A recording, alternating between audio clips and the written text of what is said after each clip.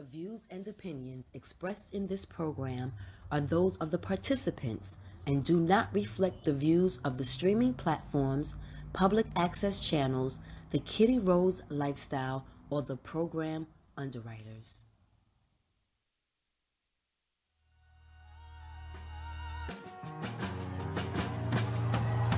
Tim's on my feet, stomping out the negativity. Everybody not a friend of me. Spread the love, still I move deliberately.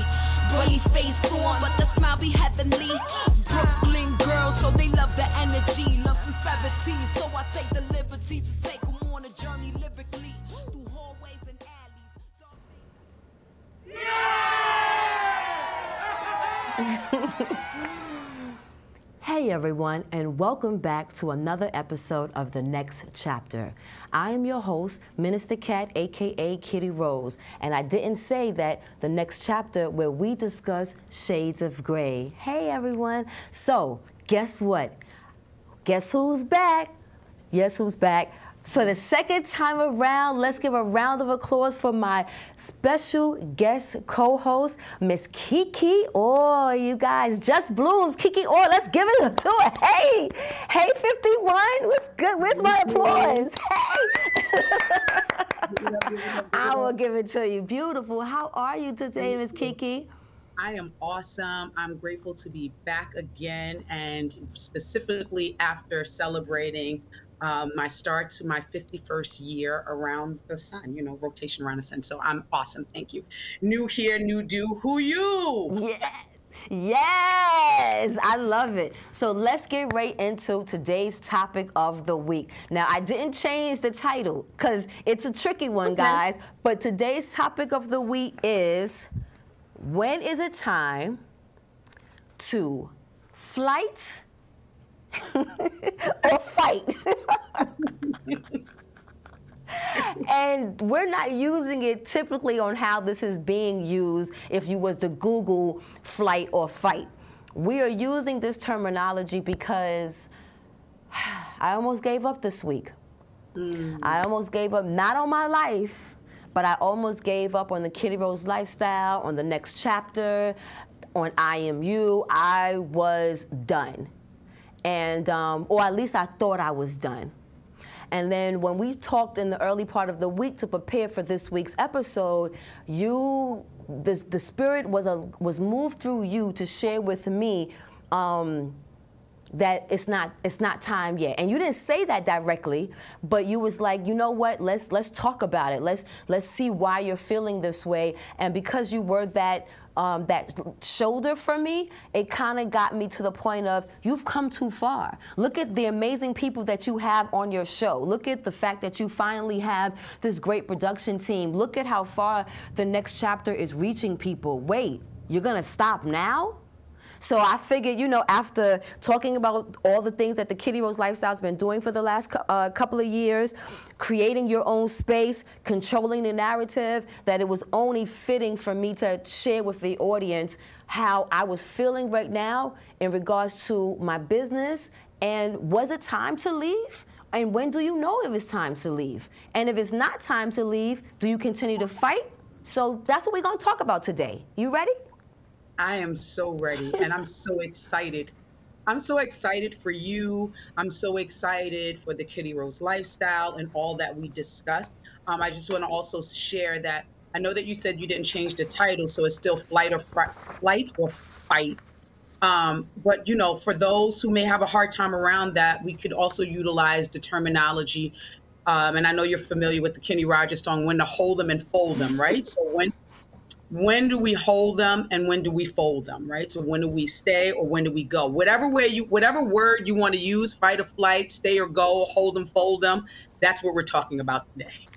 You know what? That's why I'm loving you right now as a guest co-host, because you knew how to plug that right in just so people could understand what we were talking about. So let's actually go into in depth when it comes to like a work situation. Like, what happens when it's flight or fight when it's time to, let's say, end a work situation. I know for me, you know, it's with my business, but for you, you know, you mentioned when you were here the first time that you had just, you know, stopped being employed, but you had also mentioned that you had put a pause on your podcast, Just Bloom. So you're at a transition, of what you're doing next? Yes.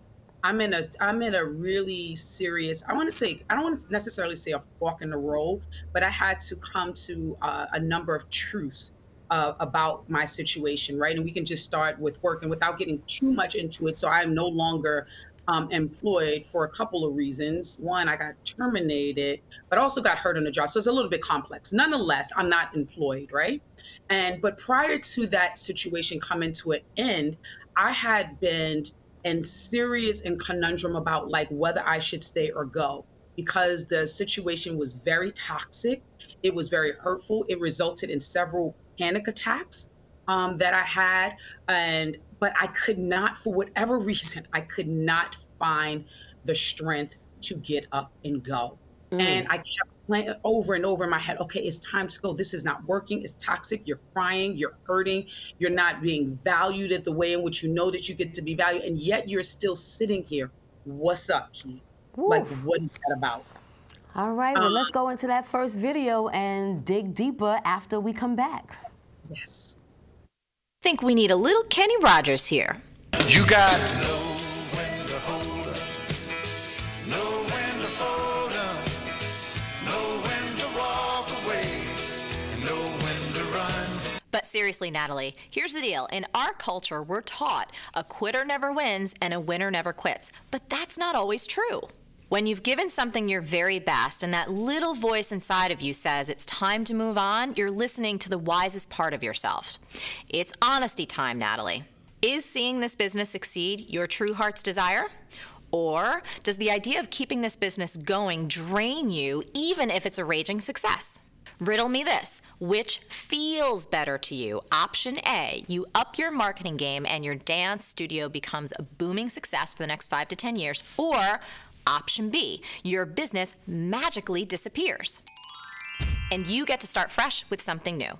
I gotta tell you, if option B fills your heart with a sense of lightness and excitement and joy, then it's probably time to close down your studio and move on to your next adventure.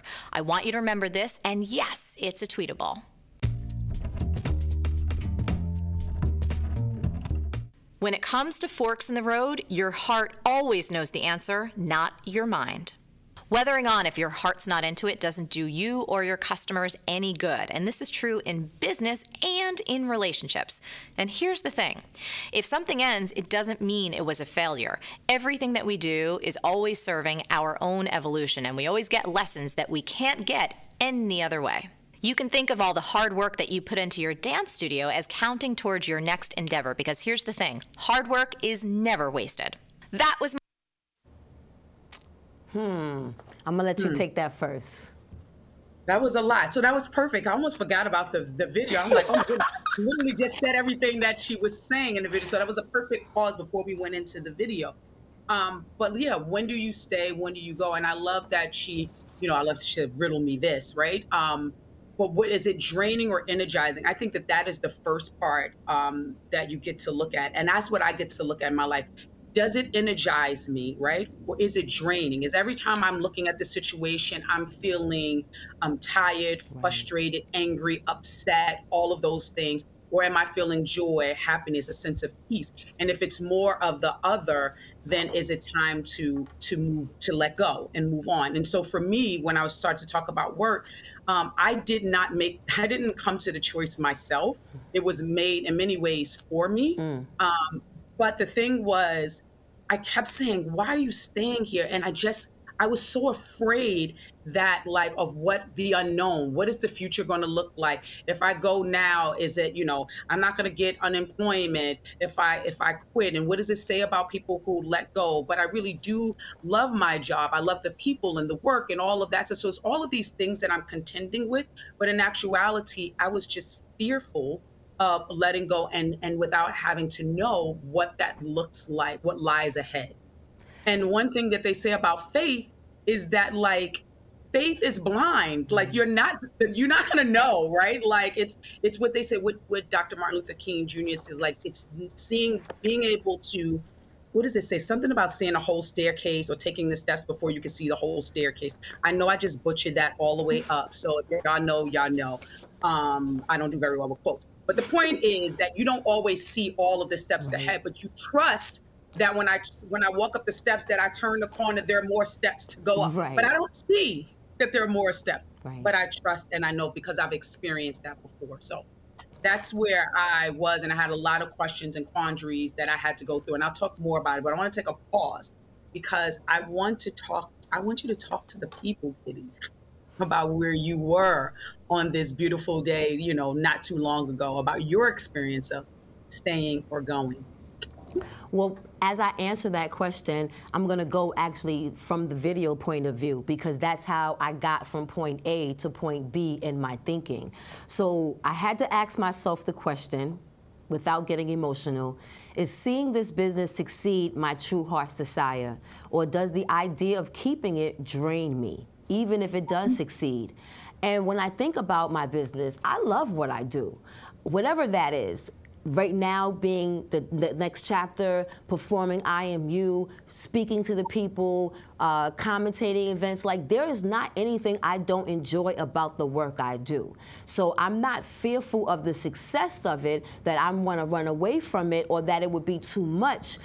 What was happening was I was losing patience with the constant reminder on my bulletin board to remain patient, to remain faithful, and because I was in my feelings, I was told this week also that every so often, around a certain time of the month, I get in my feelings. And I think that's probably the first of the month bill time, you know, and because I don't have a cycle. So I'm assuming that I guess that's my form of a cycle, you know what I'm saying? Where I lose my mind. Well, birth control, but yeah. So, but I think that that's still my every 28 days, kind of sort of, where I kind of get in my feelings and I kind of get shaky. So when it was saying that if I chose to close this business, if I'm trying to decide when to close the business, does it make me feel like a failure?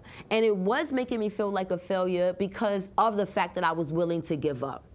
Because if I preach to people about persistence, about being consistent, then how are you now, only after a year of really kind of getting back into the swing of things after this pandemic, what are you doing? And then what happened, the next day I got a text from a male friend of mine, just simple, hello friend, how you doing?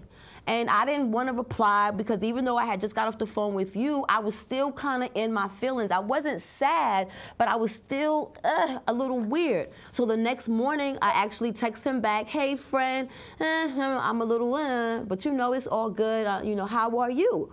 And we end up calling each other. And he says to me, let me tell you how God works. He said, this is a man, friend of me, older man, friend of mine, knows my people's, like, we're not, you know, friend.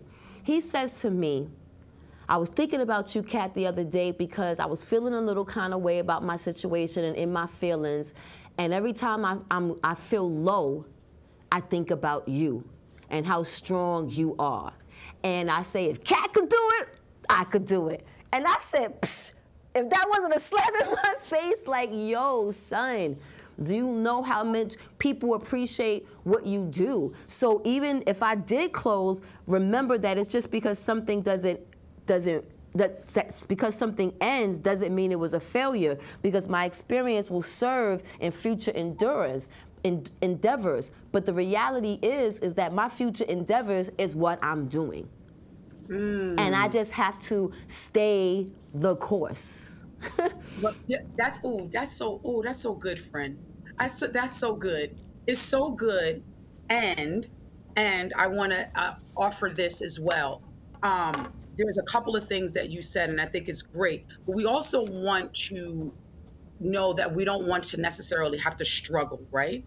Because there's an idea of, if I'm not struggling, is it really good? If I'm not putting in the hard work, but you've been putting in lots of work over the years for your business. And point or space where you're like, is this sustainable? Because if there are entrepreneurs out there, then y'all know what it is. Y'all know what it is. I am not a full-time entrepreneur by any means, honey. I do the 9 to 5. I get the paycheck, or everything. The other stuff that I do is side and hobby. Like, even though it is a desire of mine to be able to have my side be a source of income. So I always give hats off to the entrepreneurs that, so to speak, kill what they eat or eat what they kill, however that saying is, because you always on the grind, going out there, getting it. You don't know when the next check is coming or the next consulting gig and all of that. And that in and of itself is a lot, right? So I say kudos to you all for doing that. And I also said that it's not a failure if you decide at this particular juncture that is like, I don't want to continue to do this in this way anymore. I think that is very important, to be honest with ourselves in that regard. It reminded me, I will say this, Kitty, it reminded me of, we talked about therapy last time as well, right? So I remember talking to my therapist, and God bless her, I don't know where this woman is, but honey, she was like the best therapist ever. And something happened and she had to go. And so I'm still literally like attached to her. But it goes to show how good she is, because I'm still holding on to some of the things that she said. And we only worked together for a little bit. But one of the things when it was coming to my work situation that she said to me is, and I got very clear on, the question was, what are your boundaries? And I was like, well, what does that have to do with it? Like, what are your boundaries? What is your morals, your ethics, your values? What is that rooted in? Because when you're clear on that, when you're anchored in your values, your morals, your ethics, that will help in deciding whether to stay or to go, because then it's that, how far am I getting from that anchor that I have set for myself. I wanted to that I looked up, because I know I said I wanted to bring more of some spiritual insight into what we talk about, and I lost my train of thought, but I was referencing Romans chapter 8 verses 35, 38, and 39, when it talks about who will separate us from the love of Christ. And it asked us, will tribulation be what separates us?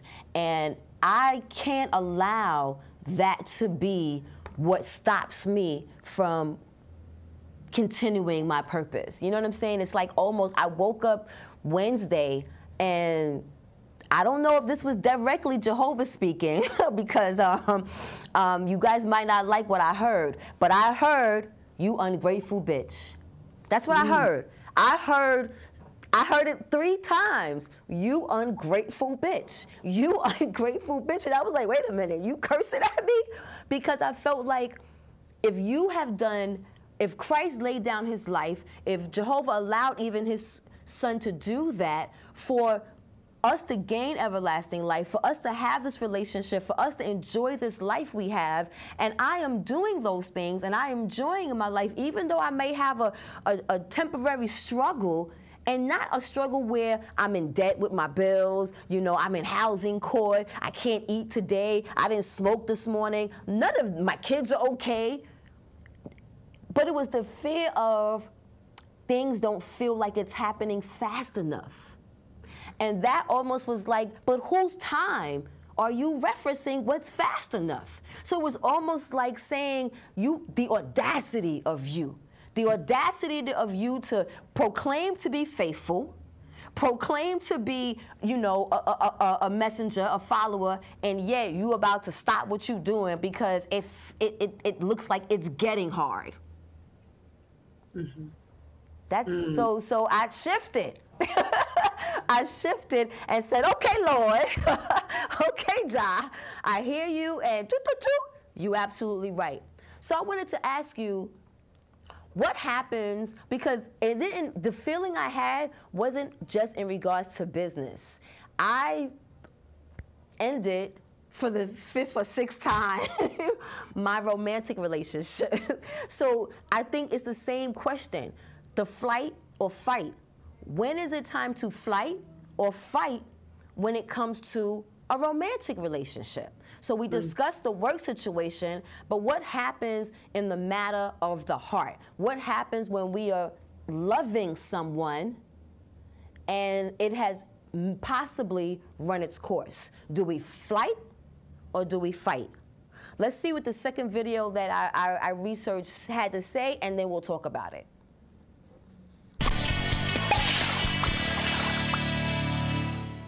Hey everyone, and welcome to Top Think. Today we're going to learn about 10 signs you should end a relationship. Now, let's begin. Number 1, abandoning your goals. Every relationship requires sacrifice. If you aren't willing to make compromises, well, your relationship is going to suffer. However, there's a firm limit to how much you should compromise in your relationship. Many people get absorbed into their relationships. They let their partner's needs take over their life, and their goals begin to suffer. They put their dreams on hold to make their partner happy, but a healthy relationship should never stand in the way of your ambitions. Many people forget, especially in a long-term relationship, what the place of a relationship is. Your partner should not give your life meaning. Your partner should not be the only thing that you care about. A healthy relationship is like whipped cream on top of a sundae. The sundae is good without it, but the whipped cream just makes it better. So don't let your relationship interfere with your goals. Yes, sacrifices are necessary to keep your relationship going, but your partner should never force you to abandon your ambitions. If they do, it's time to find someone else. So I was told that I projected my own feelings onto him, right? This is what he said to me, because I started to feel like I had to put my dreams on hold, that I had to abandon my ambitions because I didn't feel secure in him still supporting this path or this journey that I'm on currently when it comes to broadcasting. But I wanted you to give me some feedback off the video before I kind of threw up a little more.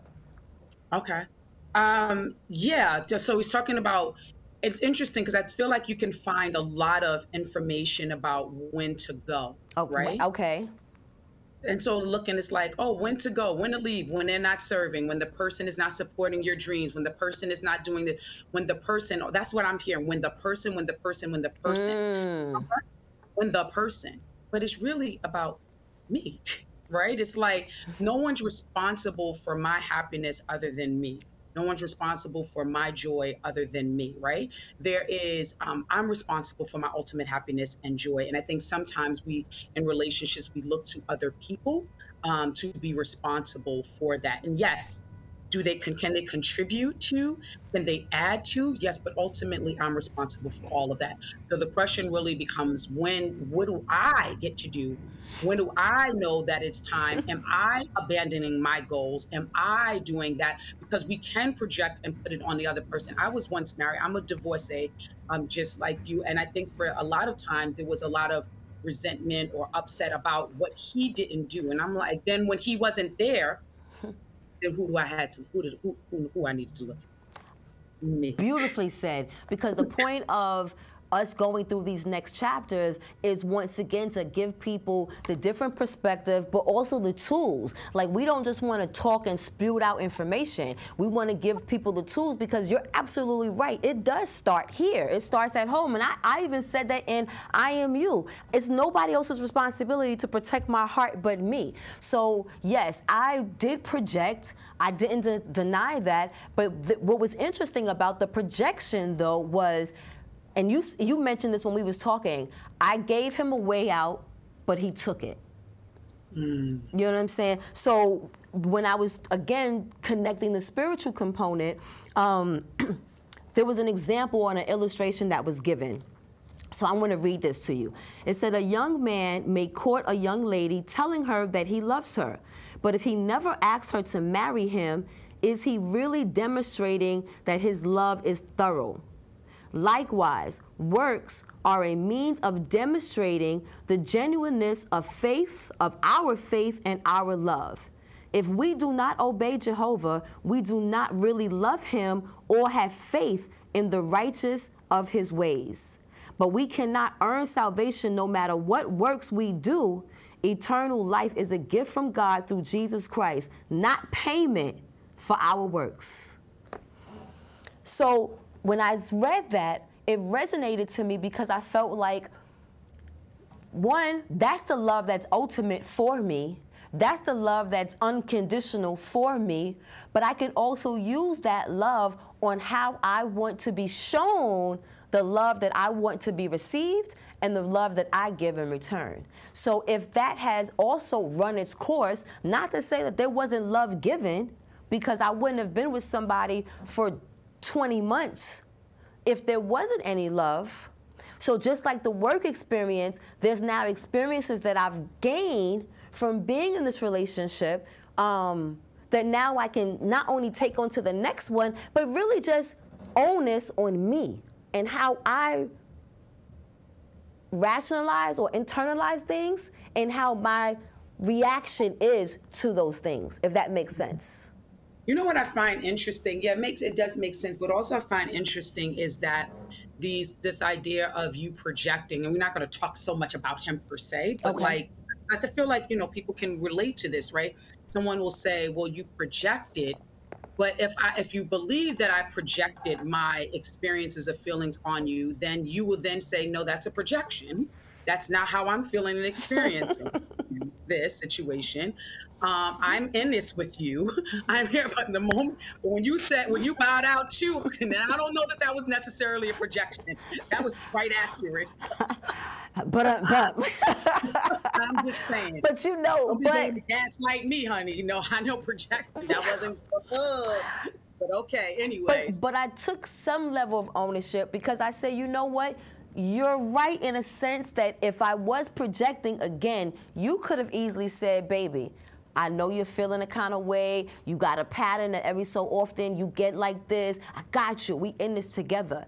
And maybe his frustration of the back and forth also played a part in him having to go out. Because I think what we fail to realize is that just as much as we want things to be successful for us, if I love and care for this person, wouldn't I want the same things for him? And if I happen to not be that fit for him anymore, as painful as that might be for me, as a friend, as a Christian, as a community, shouldn't I want him to be in a place that's not so exhausting for him? Right. But I think the main thing to always realize and understand that in all these dilemmas or any dilemma, we really have to take to prayer, you know, and that's actually what helped me figure out anything. You know what I'm saying? Whether it was coming to the employment thing, whether it was coming to the relationship thing, I needed to figure out how to pause and not lean upon my own understanding, right? Which is what the scriptures tell us, because I'm still imperfect. I'm still in my feelings, you know, and sometimes we could be our own worst distraction, you know? We could be our own worst enemy. You know, it's not like the same way that the Creator hears my prayers, the other negative energy hears my prayers and fears at the same time. So why wouldn't those fears be what's the word I'm looking for? I want to help you. You got it. Nurtured by some negative energy. That's not the word I wanted to use, but the same feeling. You know what I'm saying? Before we go to the Jesus moment, in your sense, the Buddha moment, I wanted to see if you had any last minute, like, what was before you go to like the roundabout moment, like how do you want to, how are you feeling right now about the two videos we saw about, you know, moving forward when it comes to making those life type decisions?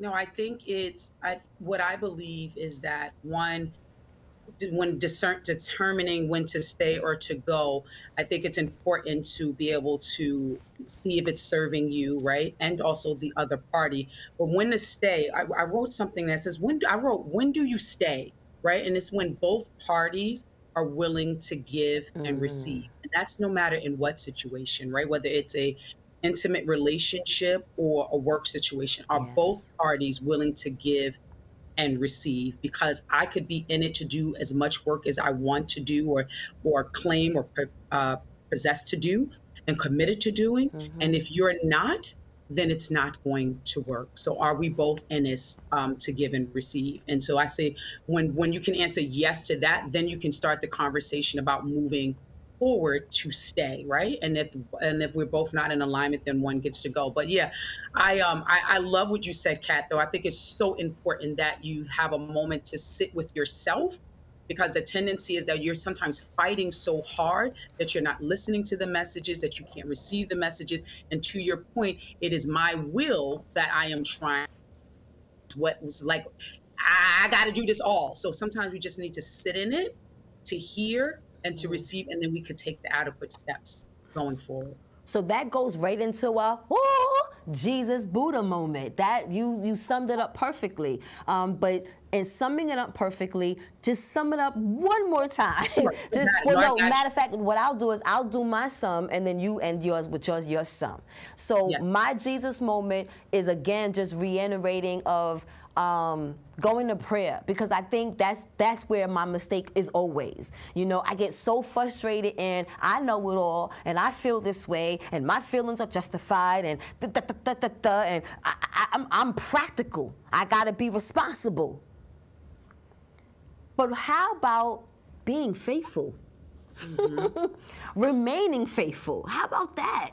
You know, and all the time, without fail, when you remain faithful, you are always successful. Girl, I have been here 48 years, and I have done some things, and I still got some things to do. But all the things that I've been able to do as of now has got to be due to the glory and the mercy of the Creator allowing me to breathe and enjoy this gift of life. So I'm not going to take it for granted. I'm not going to be on some, I'm done. I don't understand. Why is this happening to me? I'm going to breathe. I'm going to continue to come in here every week and bust down good work. Have dope people like you come on so we can continue to not only heal myself, because this is cathartic for me, but I know I said the word right this time. You know what I'm saying? But also for those that listen and say they get strength from watching little old Kitty Rose. Now what's your Buddha moment? You know what? First of all, I'm glad that you said that, right? Because I think it wasn't clear yet, but I hope that people get that it's clear that Kitty is staying the course, y'all. I just want to make sure that y'all know that that's clear. And I think the other thing that my moment is too is just to say too that what you did was beautiful just now in your Jesus moment. What you did was you identified your why. You have identified your why. You talked about the why you do the work that you do, because you love it, because it brings you joy, and also for the people that you are connected to it and how it elevates them and evolves them and moves them and empowers and inspires them. So the why is the reason that you keep going. So thank you for sharing that. Thank you for sharing. I'm glad that you're going to continue on this journey that is only meant for you. So keep going. Anywho, with that being said, really quickly, my mood moment, I wrote down really quick bullet points. I said, one, I think to give ourselves grace, whether you stay or go, whatever the decision is, give yourself grace. There's no right or wrong. The choice is yours, whatever you make. And you see it as a new beginning, because the work that we put in is not undone. All we're doing is building. It's just an opportunity to build on all that we have already done, whether, again, intimate relationship, work situation, all of the stuff that we've experienced doesn't go away. We're just now taking what we've learned and we're building upon it. And lastly, just trust your inner knowing. Whatever choice you make, just trust your inner knowing, right? And have the heart and head be in an alignment. That's my moment. Drop mic. Mic drop. Mic drop. Mic drop. So now it's time for the inbox question. And I don't know, I guess people do pay attention when I put on who's coming on this week, because they must have knew 2 divorced women with kids was coming on. Because Jody from the Bronx said that I'm recently divorced, and I am a mother of 2, a teenage daughter and a young teenage son. When do I start dating again, and when is it time to introduce my new person to my children? Well, first we're going to just say this. Sorry, what is her name? What's her name? Jody from the Bronx. Jody. Hey, Jody. Congratulations on your divorce. Yes, sir. And also, when do you said, when do I start dating and then when do I introduce the person? But I'm going to say, I'm not even going to answer when do you introduce the person, because I want you to just start dating. Okay. Dating first. Right. Dating first, but I think it's ultimately up to you, right? It's really trusting your inner knowing. Does it feel good to you to start dating now? For me, it took me some time because I wanted to get, I don't want to say past the hurt and pain, because I think that was a long time, but I wanted to ensure that I was doing some of my own inner healing, because I did not want to put that on someone else that would be in a relationship with. I also had a rule when I was dating. At first, it took me a long time to get to this rule, but I started dating folks and they were like a couple of months out of their relationships. And I was like, I can't do that. Y'all got to at least be a year out, because all I kept hearing is about the past relationship. We kept living in the past. So that didn't work for me. So if you feel like you can start dating and not really reference a whole bunch of your past relationship, then I say it's time. Okay, I like that. I agree that it's different for everyone. I think though, for me, I kind of had like a rule when it came to everything. So it was like, how long do I wait before I have sex with someone? How long do I wait before I introduce them to the kids? So I agree with Kiki in the sense of, well, one, start dating first, because you might date a multitude of people and they may never meet any of your kids. They might not even make it to your house. I think the point point right now is enjoying the freedom. I coming out of a marriage, it's been 17 years, and I long to be married again. However, I know that there comes a process and that I'm not rushing to get married, and I'm not getting married to replace the marriage or the marriage that didn't work or didn't work the way I wanted to work those years ago. So I think that the healing or the clarification and happiness that I found with myself and just being by myself now will allow for, when I do decide to date, allowing once again the spirit to move me and when it's time to do what it's time to do. Because I think when we put these boundaries on us, okay, well, it's going to be 90 days before I do this, and it's going to be 6 months before I do this. Life is not guaranteed. So here I am putting all these dates on myself that I might not even have, where if I just allow the spirit to move me through and guide me through, that might actually be the safest route for me to go. I love that. Okay, that's cool. Good. No, I love that, Kitty. That's perfect. Just trust yourself. Yeah. Go forward. If you're in it, stay open to the process. And if you date someone and it feels good or it didn't work out and you say, oh, I can do this again, then do it again. If not, then you may pull back. But you don't really know until you do it, right? So Cool. Give it a go. Go on there and get them dates. Yes, well, man, that was a quick-ass 40 minutes because we have already came to the end of our show. But let me tell you guys, Kiki is now going to be joining us once a month, every month, until. So I look forward to her coming back. And next month we have a special surprise because you're actually going to get to see Kiki live in person because we're going to do a studio show where she's going to come to the main studio and we're going to have this conversation in person together. So her podcast hasn't come back yet, but her TikTok is popping.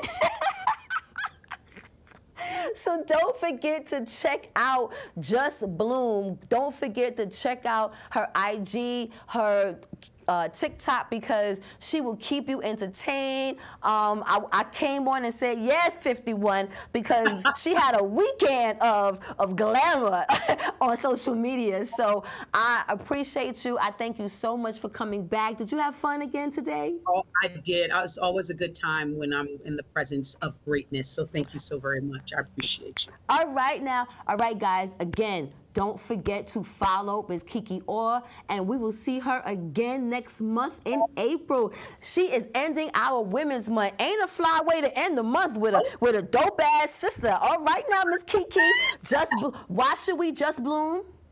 Because it's never too late or too soon to have the life that you want to create for yourself. That's why. Amen, amen. On that note, guys, we're going to get ready for our spotlight segment. So we're going to say goodbye to Miss Kiki. Are we going to get an applause this time, bringing her out? See you next week, Kiki. Thank you, Mama.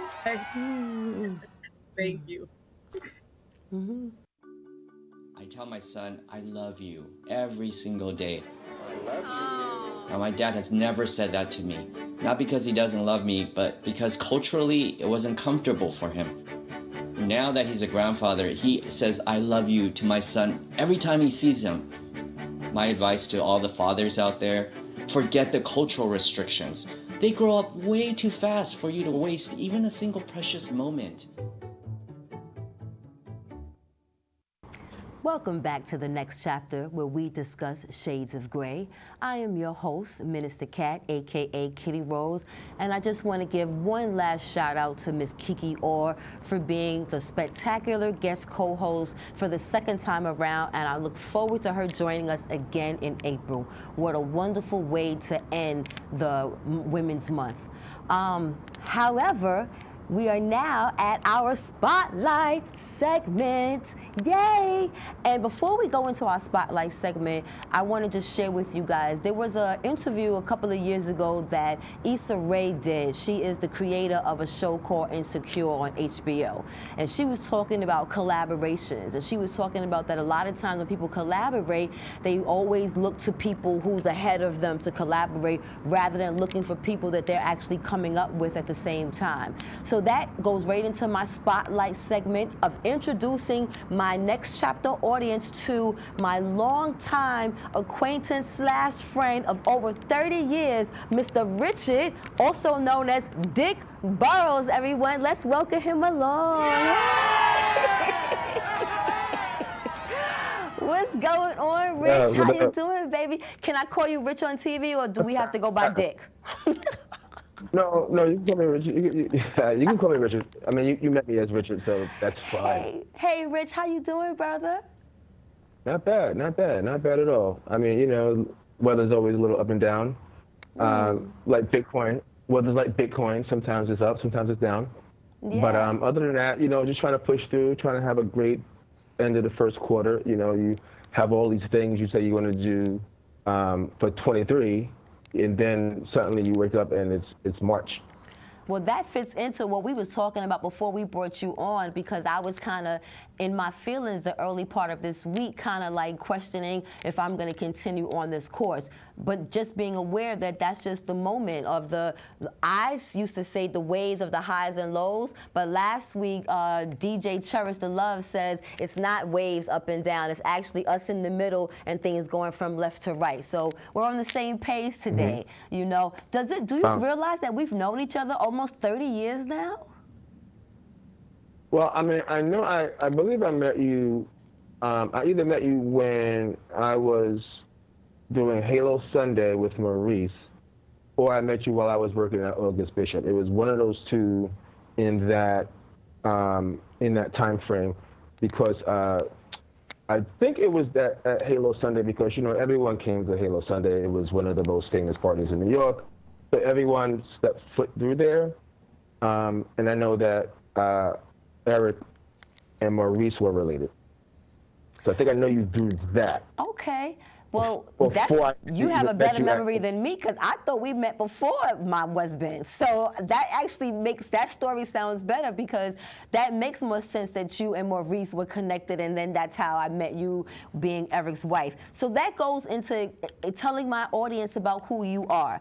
Dick Burrows is a Brooklyn, shout out to Brooklyn, is a Brooklyn-based art curator, writer, and DJ. And currently, he has an interesting exhibition that's paying homage to the power of the album cover art and platform emerging artists called the Cover Lover Remix. Tell us, well, before you tell us about it, I kind of want people to get a little insight to who you are before you tell us about what you're working on right now. So can you guys play the video that I queued up for him, about him? That's wrong-headed, because I break up with all of my significant others via WhatsApp. Yeah. Super Bowl. February 7th. So it's the big game. Put me in, coach. That's true. We have to refer to. So I don't know what you're doing this weekend, but if you're not watching Game of Thrones on Sunday, it's back already. You're probably a communist. Mario is like you want to like keep the immigrants out. Mario is a great example of coming to this country, you know, becoming the American dream. So many hurricanes, you almost forget the names. Yeah. It's like the guys in Menudo. It's like just constantly changing. It's a little more serious, but yeah, it's a litany of boy bands. Sex Pistols were a boy band. Right, but they were like a boy band on drugs. When you was on the Lower East Side and you was like getting into punk in the early 70s, it's like this dichotomy in your body. It's like... I know that's not the video you sent, but I wanted people to see how charming you are. Thank you for playing that. I How appreciate charming that. you are. That. So tell us about what is the Cover Lover remix? What's that project you're working on? Because again, you know, it's close to 30 years. You've done a bunch of stuff since I've known you, but now since 2022 or the spring of summer 2022, you had this Cover Lover remix. What's the Cover Lover remix? So the exhibition. So actually, I started it back in 2011. It was at like an art gallery space on Fulton Street in Bed-Stuy, and then, like, you know, as you go through life and you kind of like put things to the side because you have these other projects that you wanted to work on, but I've always had like a real sort of like love for album covers. Like I've always had the respect, and like, you know, album covers were probably the first bit of art you ever saw in your life. Unless you were born in a gallery or born in a museum, album covers were the first bit of art you saw either at your house or at the record store, or at your crazy cousin who lived in the basement who had all those weird records, right? So that was always, you know, and they helped tell the story of like a lot of amazing albums. They were like, you know, the holy trilogy of the album cover, the actual record, and then the liner notes. So I've always had a love of vinyl, and even when I was doing, so just a little backstory, you know, I did the world famous Halo Sunday party, which was a very famous downtown West Village party, and that part of life, that's when like vinyl DJs, it was no other option. It was no digital. You couldn't have a controller. You didn't have MP3s, right? So you had to have records. So I was always, that always fortified my love of album covers. Pandemic came, and then I was like, you know what? I need to get back to some of the things that I've started, but that I really want to reinvest some energy into, that I really have passion for. Okay. And that was Cover Lover Remix. And you know, I was searching for the right place to do it. I had a situation on 14th Street at this place called Norwood, but then that fell through. Okay. And then I was offered a really huge space up in the Hudson Valley, and I was like, you know what? Let me put my mind right and say, okay, it doesn't have to. When I come back with it since 2011, it doesn't. 2014. My last one was 2014. I did for Butcher Open Studios. But I said, I haven't been at it since 2014. Let me get my mind out of sort of like needing to do it in New York City. I can do it outside of the city. I can do it in Hudson Valley. It's a lot of great energy in Hudson Valley. I don't know if you've been up there, but it's a bunch of things up there. It's a very creative community up there. It's beautiful. It's a great place to do a day trip. But I was approached to say, okay, won't you do it at Garner Art Center? And Garner Art Center is like this former textile mill. So it's like a couple of acres. It has like waterfalls and dams and these tracks. It has like a beer brewery there. It has like a coffee roaster. And it's very large. So it's, you know, I had to reimagine how I thought about it, right? And then I also had to branch out and think about what artists I'm going to have. I had a group of artists who I know that I had handpicked, selected, you know, hand-curated. But then they were like, you know what, let's do an open call for artists as well. Okay. So that opened me up to a new audience of artists. So we did an open call, and we had, you know, it was a juried open call. So we had a jury decide which artists got into the show, and it was I think it was a really great introduction in a sort of bringing it back since I hadn't done it in 2014, and then in a big space too, like really like old school. It's like a 19th century textile mill, so all like brick. The place is huge. But then I got approached by Pelham Art Center, who were like, you know what? Once you close here, it ran for 7 weeks at Garner Art Center. They were like, you know what? I had built it as a traveling exhibition, right? A traveling tour. Like when an artist goes on tour, this exhibition is designed to go on tour. So when I was approached with that, I was like, oh my God, that makes so much sense. Like, so we did a kind of like a Hudson Valley spring summer tour, and then the second leg of that tour was at Pelham Art Center, which is in Pelham, New York, which is closer to the city actually, and that was really amazing. And it offered me the same sort of, you know, not as big, but enough space to do what I really, so like the programming, because it comes to like, we do like this pop-up record shop. We have these vinyl DJ sets. We have like these sort of panel discussions about album art. And it was, and also like some live mural paintings. So I needed a space that can fit all of that. And that really made a lot of sense for me. And I was so thrilled about it that as I was thinking towards 2023, and I knew that I needed to do one here in the city, but then I also, for it to properly go on tour, I needed to do one outside of the city. So that's been my Q1 for 2023, has been trying to find the right spaces, because, you know, I've been offered some spaces, but they just don't fit, like size-wise, you know, because the last show had like 55 pieces, and they're all 24 by 24, so they're all the same size symmetrically, so that it looks like album covers on the wall, right? And then the artist takes their favorite album cover and they remix it, right? It's like, what would you do if this was your album cover? How would you flip it while keeping some thread to the actual original cover? And it's been some amazing stuff.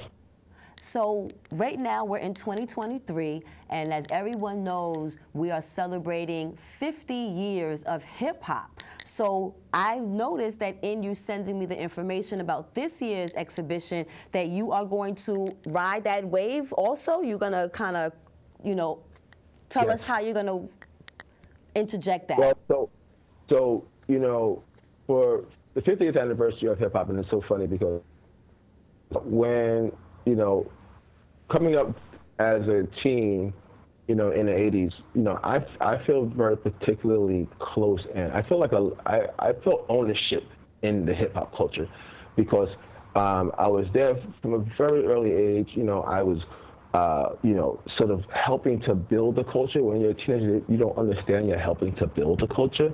You know, just by going out to the most dangerous parties ever in the world every week, because, you know, hip hop was such a powerful force and a powerful drive, and a sort of it impacted your life so deeply that you kind of like, you know, one thing back at it now, like, I would not go to none of those clubs again, because it was the most dangerous situation that, you know, because in retrospect you say, you know, what was I thinking?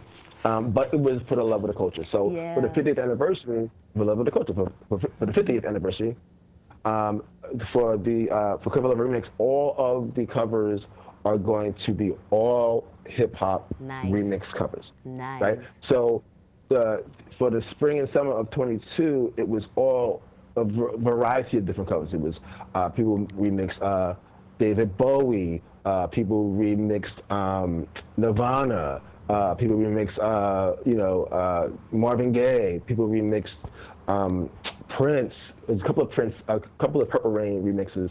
And actually, one of the Purple Rain remixes was the first one that sold, actually. Okay. But For the 50th anniversary, only hip hop covers, and it's also pretty cool because I have it's an offshoot of Cover Lover Remix called Cover Lover Madness. Oh, okay. Now, Cover Lover Madness is Nope. You're going to have to come back and tell us about that. Because I know that, oh, no, you can't. You'll come back and tell us, but no, you can't, because that starts March 14th, and this show airs March 25th. So actually, if you can tell us in 1 minute what the Cover Letter Madness is so that they can actually go when they see this show, tell us. So Madness is a bracket-style tournament that is built like March Madness, which is the college basketball tournament, but Cover Lover Madness is a college basketball team versus college basketball team. It's album cover versus album cover. So this year, last year Grace Jones won I Don't Like. This year, again, it's only hip-hop album covers. So it's album cover versus album cover in a bracket-style tournament, and it's all going to be online. You can find it on the Cover Lover Remix website. But it's Cover Lover Madness. That's jumping off on March 14th, and it's going to go until like the 2nd of April. Okay. And that's really going to be great. That's really going to be entertaining. That's really going to be fun, and it's a real chance for you to go and vote on your favorite album cover. That's hip hop.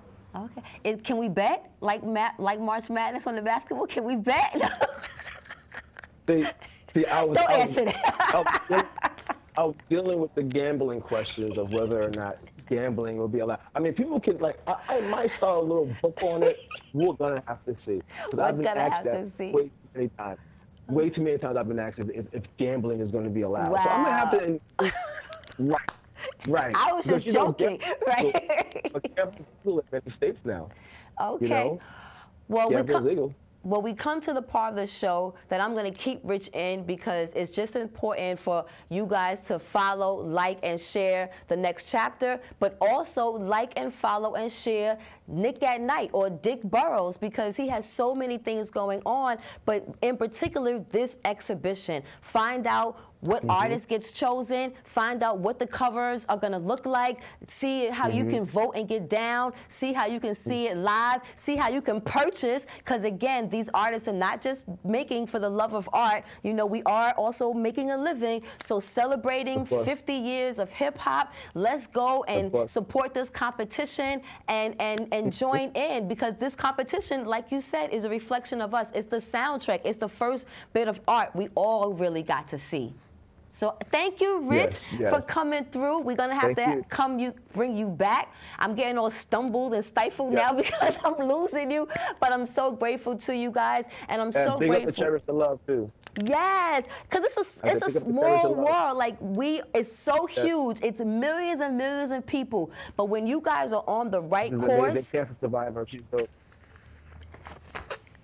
She's a reflection of you because you are an amazing person as well. And you know that saying, if it looks like a duck, then it must be a duck. You know, you follow the folks that's in the kind of life and the light that you are. So thank you for being the light that you are to notice the other lights in the world. So on that note, guys, you're welcome, Rich. Thank you. Guys, this has been another episode of The Next Chapter where we discuss shades of gray. I am your host, Minister Cat, and I was joined by my spotlight guest, Rich Burrows. I'm so grateful to him, and I'm so grateful to all of you for joining. We'll see you again next week right here on The Next Chapter where we discuss shades of gray. Have a good night and be safe, everyone. Peace. Peace.